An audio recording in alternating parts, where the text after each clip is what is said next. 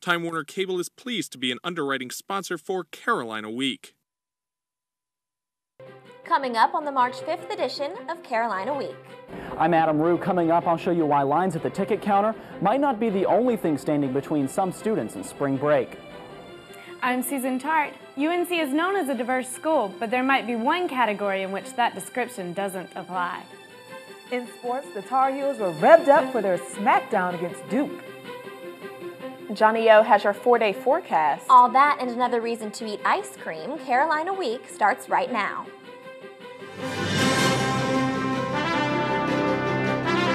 From the School of Journalism and Mass Communication at the University of North Carolina at Chapel Hill, this is Carolina Week.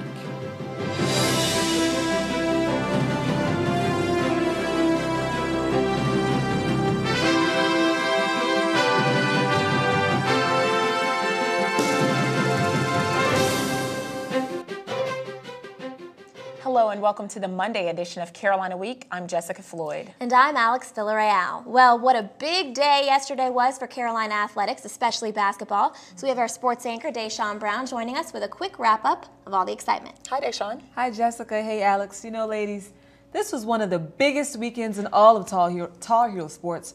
If you're a fan of Carolina, you're going to be happy with pretty much everything that I have to say. You know, it's not often that an ACC tournament title and a victory against Duke happen in the same day. The women's basketball team was out to accomplish one goal.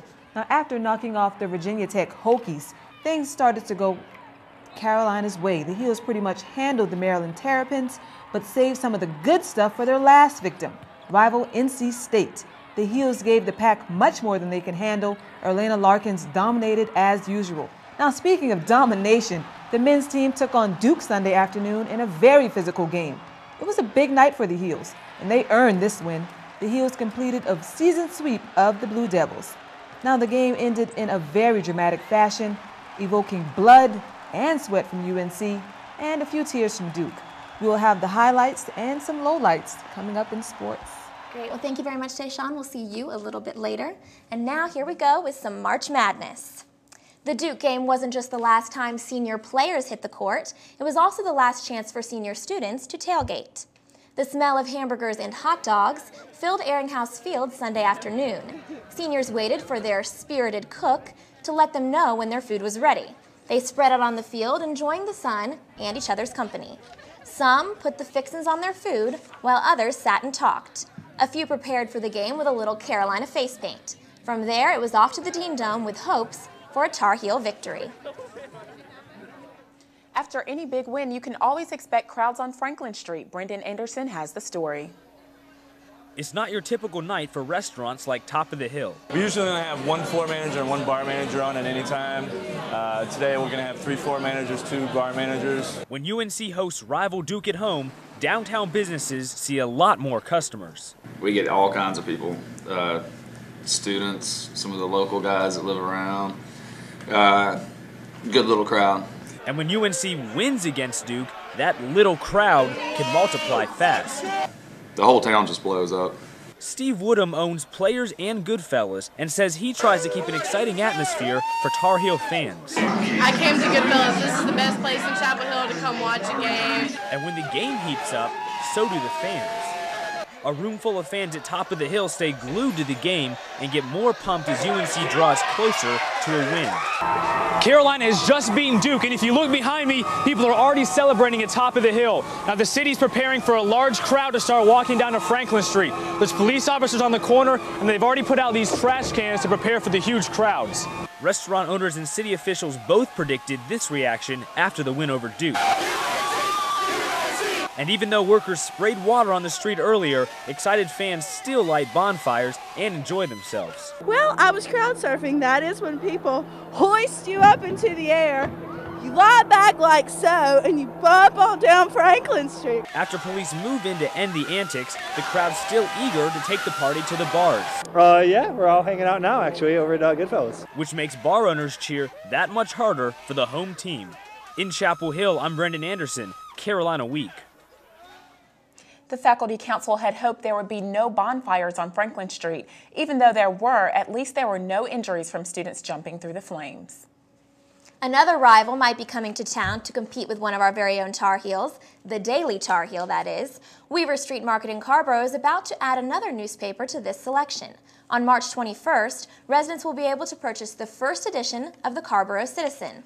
The paper will feature local politics and community news with articles from reporters and town residents.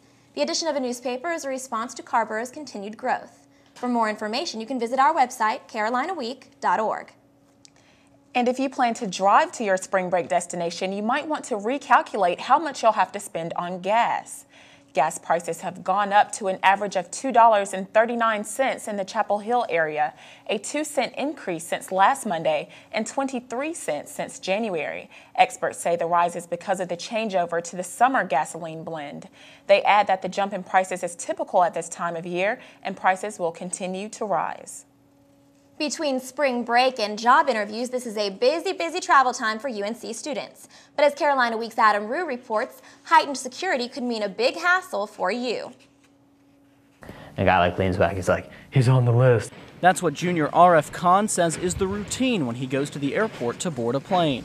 The American-born business major says tougher security since 9/11 has made traveling more difficult. Every time I travel, my name always just ends up raising a red flag, so it takes always a little bit extra time. Security officials are required to check photo IDs and boarding passes against a national no-fly list.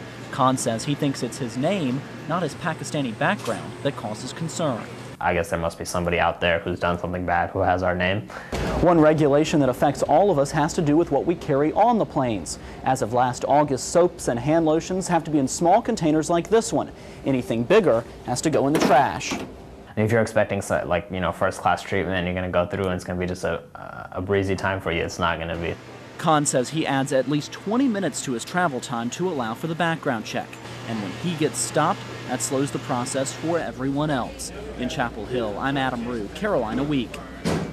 When we tried to ask security officials at RDU about their screening process, they said they aren't allowed to talk on camera. But the Transportation Security Administration website does give you a way to express concerns if you think you've been unfairly singled out. It's a day and an event most of us will never forget. March 3rd, 2006, UNC alumnus Muhammad Tahir Yazar hit 9 people as he drove a rented SUV through the pit. Tahir Yazar says his motivation for the attack was a desire to avenge Muslim deaths around the world. Tahir Yazar appeared in court Monday morning, and after a tirade filled with expletives, during which he said he hates all Americans and all Jews, officials had him committed to Dorothea Dix Mental Hospital in Raleigh. 1 year after the pit incident, Muslim students on campus are still upset about the attack and the negative light it cast on them. Allahu Akbar, Allahu Akbar, Allahu Akbar. I'm Famida Azad. I'm a sophomore psychology major, and I'm Muslim. I was right there. The sound of a human body in a car is something that I've never experienced before, so that was just complete shock, and I was just completely stunned. My name is Uzma Khan, and I'm a senior, and I identify myself as a Muslim. I personally didn't get hate mail, but I did get hate mail through the MSA email. And most of it was just like immature people saying like, see, Muslims are crazy, like really ignorant things. My name is Mona Sood. I'm a junior biology major here at Carolina. I got home and one of the people from MSA called and they're like, really bad news. And I was like, what's up? And then they're like, the guy's name's Muhammad. And I was like, oh, great. Another incident had happened just to promote this negative stereotype, this minority stereotype of like extremist, violent Muslims. When I was there, I was stunned. I didn't feel much, but then when I heard that he was Muslim, I literally broke down because I just couldn't believe that this incident was associated with the word Muslim.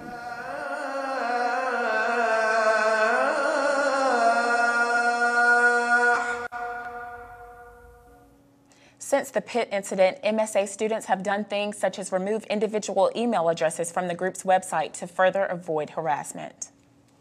Well, we often hear and read about how diverse UNC's campus is. Coming up, reporter Susan Tart tells us one type of diversity that's a little harder to see on campus, if it exists at all.